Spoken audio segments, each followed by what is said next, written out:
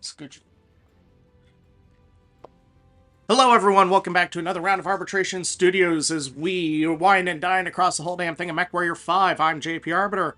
I'm Zero Arbiter. And we have a little bit of time between the Kestrel Lancers DLC and the next storyline, which is Rise of Rasselhag.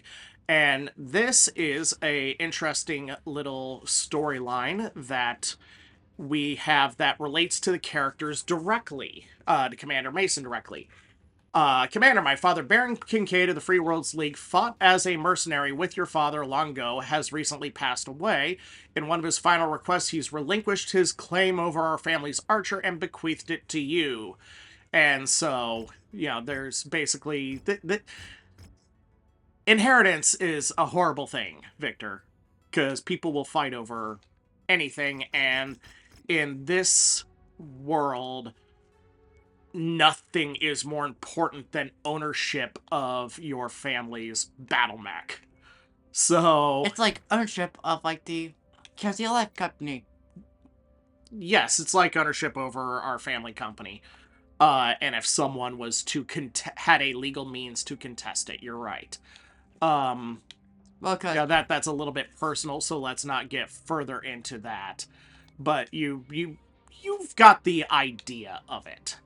So, we are going to... Five times less we need.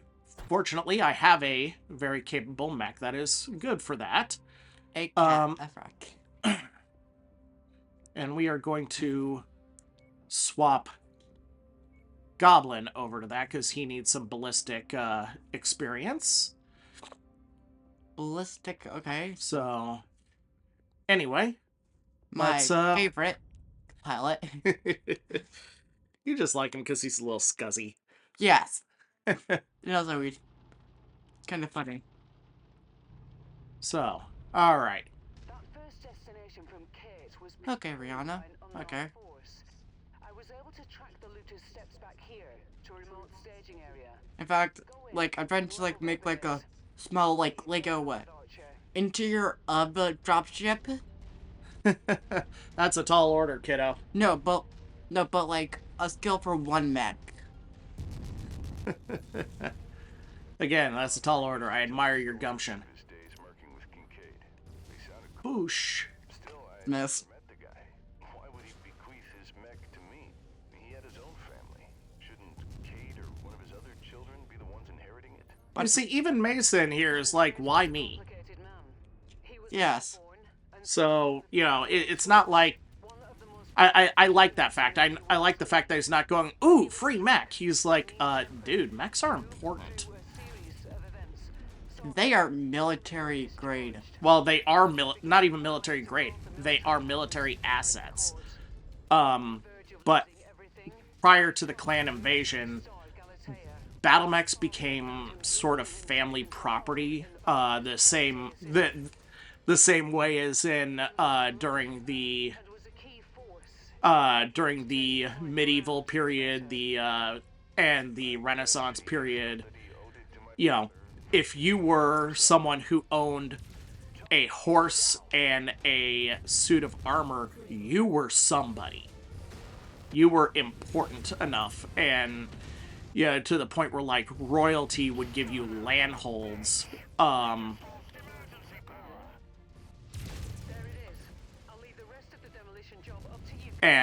you were important. You had what was called peerage because you essentially had the ability to enforce your will on a small population around you. So we're supposed to defend this. Looks like.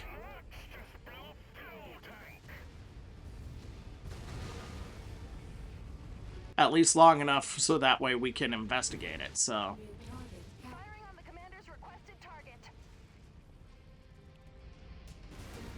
What? Wait, no, Phoenix Hawk, get the fast one. Get one who could get a mask. I mean, not that model. Yeah, no. Yeah, the only I am running really toasty and need a chance to cool off. Yeah, hi, don't shred the actual facility. Oh, wait, no, we do have to shred the facility. Never mind. Oh, so Godzilla. Yep. So, yeah, you guys go nuts. While I, Destroy everything. everything.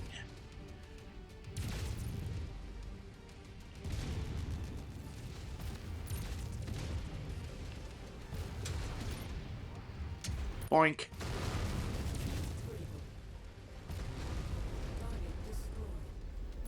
Well, there goes that. Like, what would be like a good, like, Kong mech? Um, No, from like the Monarch, from like the Legacy. well, it doesn't even need to be from the, Legacy era. Yeah, King Kong is King Kong. Battlemechs aren't good at climbing, though. Yeah, you'd want something as fast as possible while also being as heavy as possible, so my bias, Victor, is to lean to Banshees. And Godzilla would basically be a Annihilator. Well, that's just us because that's the biggest, baddest machine that we have.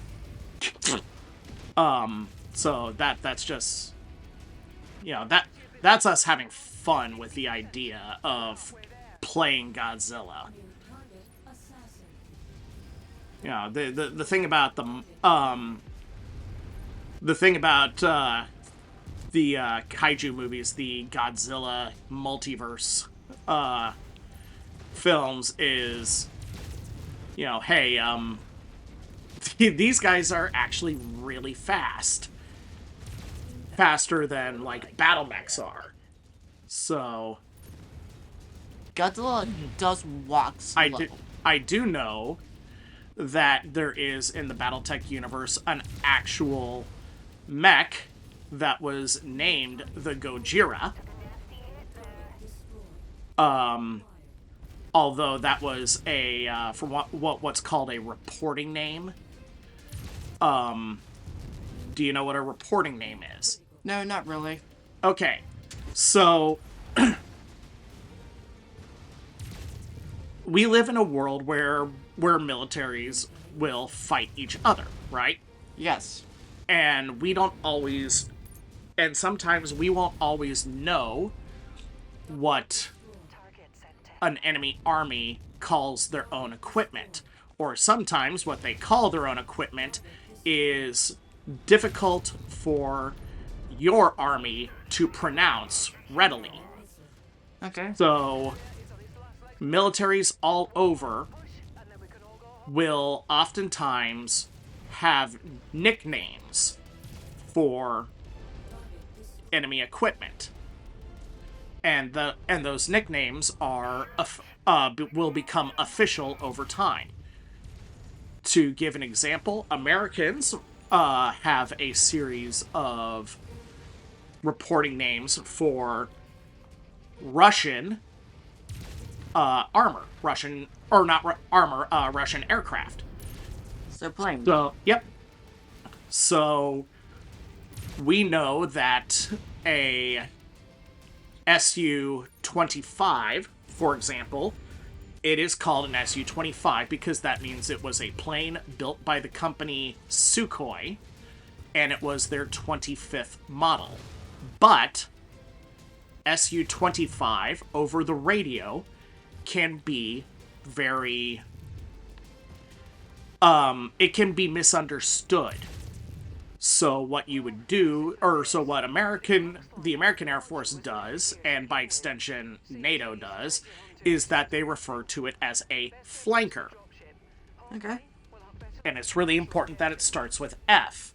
So because what NATO has decided to do with reporting names is that all fighter planes, their nicknames that we give them, their reporting names, would start with F. Likewise, all bomber aircraft would start with the letter B. So we have the Bear, we have the Bruin, we have the backfire. Okay. And there's just a whole list of these things. You can find the list on Wikipedia. So, and so that's why we will call them the.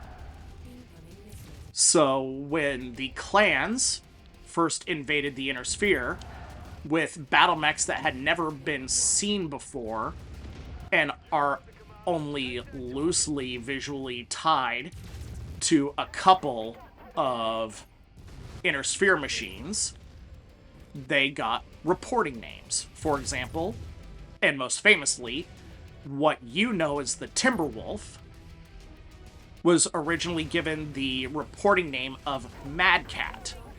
And the reason why was that the targeting computer of most Inner Sphere mechs would target a Timberwolf, and it would show back a readout that is a Marauder. No, wait, that is a Catapult. No, wait, that is a Marauder. Because and the it- system and it- wasn't updated. Well, how could you update against something that literally has never shown up? Okay. And so the factory model for the Marauder is the MAD. You know, all Marauder factory numbers start with MAD something something. Usually a number indicating the generation and a letter designating the specific configuration. So, meanwhile, the Catapult, technically its factory designation is CLPT, but because it's a cat-apult, and the Marauder's factory designation was a... Ooh, wait. Laser Centurion, I like that. So it became Marauder Catapult, Mad Cat.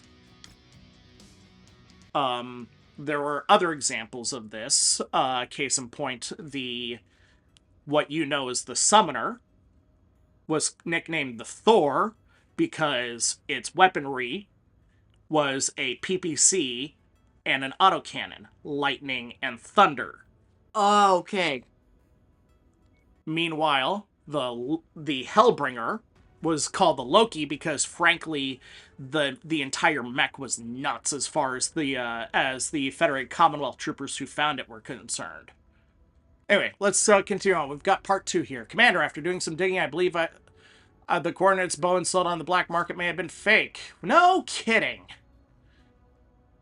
So, blah, blah, blah. We gotta go someplace else. We gotta fix our machines up. So we'll do that.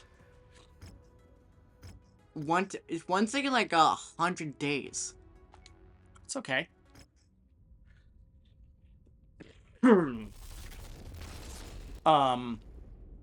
there were more. One of my favorite things is that, and you see this as a thing of different cultures doing different things, was that Comstar gave the Mad Dog battle mech the designation of Vulture. Okay, so Because because Mad Dog pilots tended to hover around the periphery of a battle and would pick off the opposition bit by bit. the dragon and Catback were period in time. So, gonna go Battlemaster, Awesome, or Highlander. Highlander. Because we haven't piloted it. Yep. So, and let's put our friend here in an Awesome. Let's not. So, And then the dragon will... Grand Dragon. Yep. With an archer. Yep. I got people that need missile weapons, though, or missile experience. So there we go. All right. Yeah, that's good. That is good. For 5 charges less. We're fine. Yep, because we would stand. I mean, I could put I suppose I could put a Goblin and a Marauder. There we go. Yeah, So, let's give him something deadly. anyway, to continue the thing on reporting names, Comstar gave that designation, and the Federated Commonwealth stuck with it, but in Free Rosselhag and in the Draconis Combine, the Mad Dog became known as the Hagetaka, which I don't know how much Japanese you learned when you visited Japan recently, but guess what Hagetaka is Japanese for? What? Vulture. Basically, they named... I was there for 9 days. Yeah. Yeah. The point being that it's kind of funny that that everyone named the mech the same thing. There was just some slightly different cultural bias going on. Oh, it's good to be in a Highlander. Because we named after the Yep. planet's 9 mech. As Man and Gudge intended. Wishes to oversee the progress of our mission.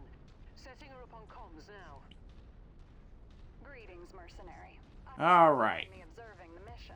Whoop. I didn't realize the lengths my brother would go in keeping this mech from you. Oh, thank you, Goblin. Massive deception network. Well, The I just want to best any way I can. person does. This is so insane to me. Is that he is that long lost, or not long lost son, but ne'er do well son is spending more energy making sure we don't get the mech than trying to find it and steal it himself. Dying wish. Frankly, Is you can do whatever you want with the mech. Yeah, Just want my that's brother to funny. End his obsession and come home. whoosh. There we go. Target eliminated. Have a nice trip. Yeah. Also, I did something weird with the weapon groups. That's what it is. Put the Uck in too. Yeah, I put the autocannon with the lasers, and I didn't want to do that. Alright. Yep.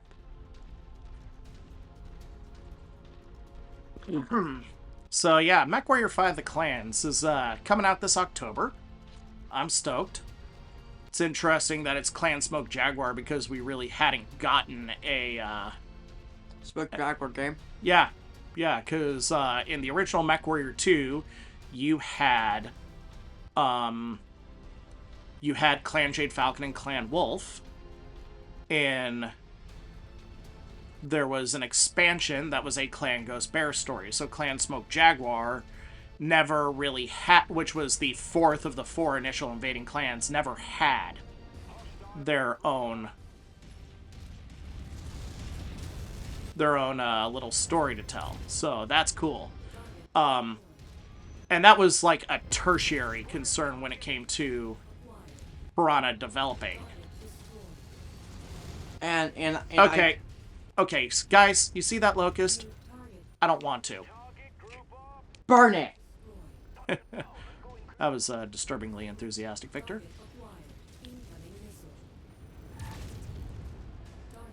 I just feel like Cloud from like the Brilliance games.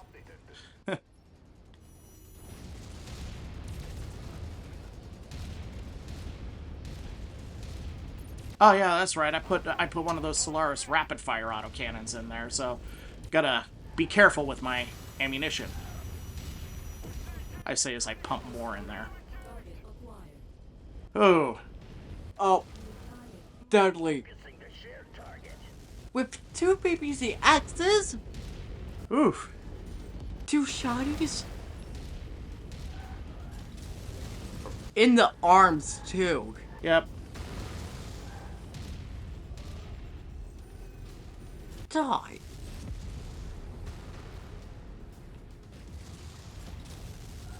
Yeah. Hi. Could you just like not? Die. Alright. Got 90 shots, so I don't need to husband them too closely, but boy. Yeah, that's fast. Oh, There we dead. go. Oi. 98.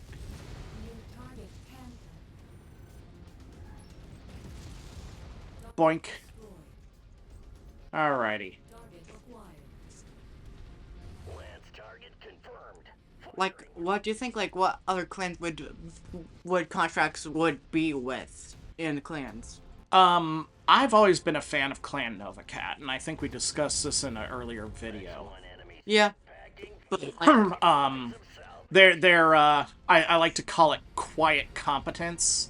The fact that they do their job and they do it well, and unlike a lot of clans, they don't specialize in like one mode of warfare is interesting. The Steel Vipers I don't like as a clan, but I think they would be good storytelling because the Steel Vipers are fanatics. Their approach to the vision of the clans is almost religious in nature. So to have a story of a clan that is convinced of their right to engage in near it. Jets. I know, I got it.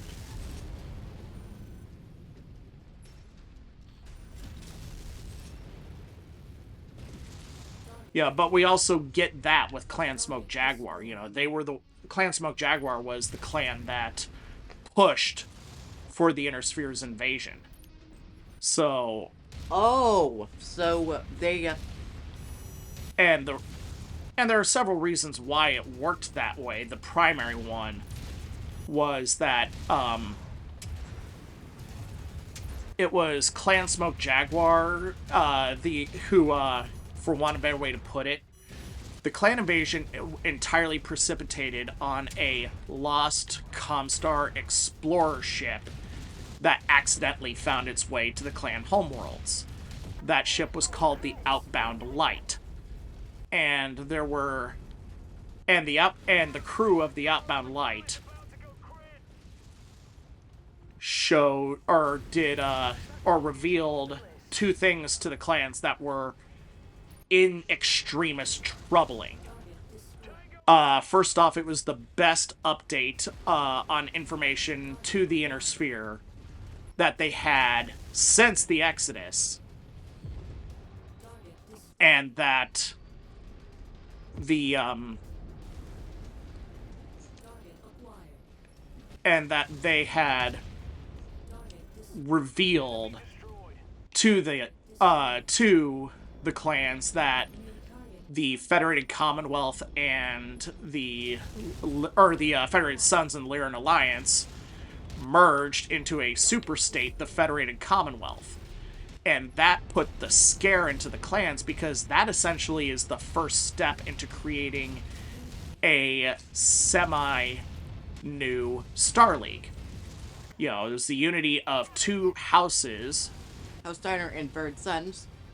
House Steiner House Steiner of the Lyran Lyran Commonwealth, and House Davian of the Federated Sons, who were always, you know, you had what essentially was the most militarily capable, not the most militarily numerous or the strongest, but the most capable military in the Inner Sphere, at least historically speaking, and the and also the house that was unequivocally, everyone agreed, the economic powerhouse of the Inner Sphere. United as one force, their union could conceivably be the first step into a new Star League, and the clans were scared of that because, frankly, that was supposed to be their shtick. That was their job. You know, it was the clans that was supposed to create a new Star League, not the Inner Sphere wasn't supposed to do it themselves. Funny thing, you just crushed that. Yep. For all the talk of Highlander burials on enemy battle mechs, it's buildings that it's probably the best to do it on. Especially on satellite dish. Although, let's have a little fun.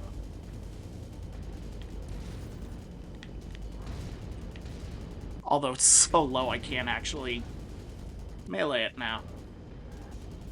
Alright, moving along. Goblin, thank you. Thank you, Goblin. So, Jump jets. I know. You think I'm aware of where I am and what I'm piloting? Yeah. So, anyway, it was that push of, we are going... Our whole culture is based on this hidden hope of returning to the Inner Sphere and reuniting humanity under the Star League, and we are going to miss this train.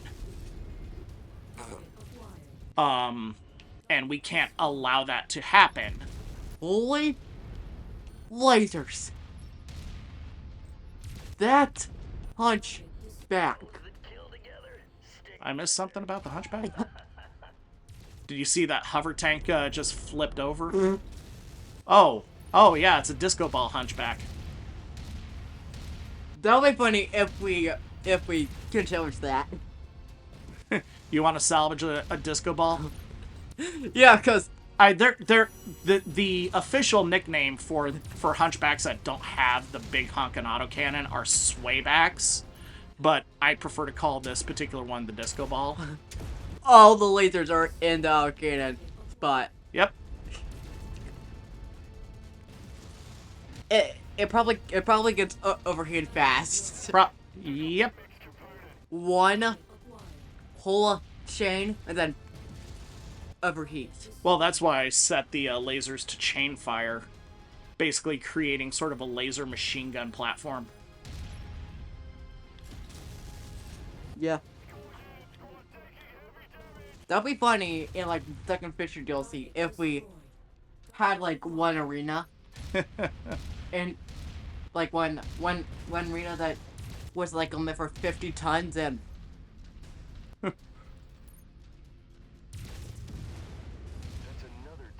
All right. I brought this up in our last mission. It's going to an awful lot of trouble. So yeah. With the clans and the whole invasion of the Inner Sphere and the fact that the Smoke Jaguars, more than any other clan, are arguably responsible for making the invasion even happen. That now you know why. yeah. It's sort of like, in the Christian world, could you imagine what would happen if, like, Christ came down and he said, yeah, this is actually the third time. I'm here to tell you all that the apocalypse in Revelations already happened and you all missed it. You all are the descendants of those who were not brought to heaven. That's essentially the kind of crisis of faith that the outbound light reaching the Inner Sphere and bringing news of the union of the Federated Sons and the Lyran Commonwealth had on the clans was we are under threat of missing our boat and we can't miss it. So Yeah. that's why the clan invasion happened, and that's why Clan Smoke Jaguar is responsible. That's also why I say, and will continue to say, that everything that happened in the Battletech timeline after 3028, I think it was, is essentially Hans Davian's fault. Because Not Victor Davians. well, Victor Steiner Davian is Hans Davian's son, so everything that Hans Davian did is arguably everything Victor Steiner Davian did is arguably Hans Davian's fault. What I'm named after him. From the clan invasion to the destruction of Clan Smoke Jaguar and Clan Barak, the Wars of Reaving, the Word of Blake Jihad, the Dark Ages, the rise of the Ill Clan itself, and the Third Star League, all of it is Hans Davian's fault. And it's really funny because Hans Davian's descendant is now the Ilkhan of the Ill Clan and the First Lord of the new Star League. So Hans Davian, in the end, also got exactly what he wanted. He knew he would never sit on the throne of the First Lord of the Star League, so he set things in motion that his descendants would be. It's just not the descendants he thought. Yeah. So that's yeah. It's oh hey, you wanted to talk about salvaging that disco ball, right? Yeah. Well, looky here. Oh wait, no, this is a missile hunchback. Never mind. We do need that PPC though. I'm at 4. Yeah, I was kind of like, ooh, I would really love that particular model of Thunderbolt 2, but yeah. So, c'est la vie. So, that is the first 2 steps in the Broken Arrow mission. We're going to come back next time and we will do the last few steps of it. So, until then, See ya. we'll be seeing you.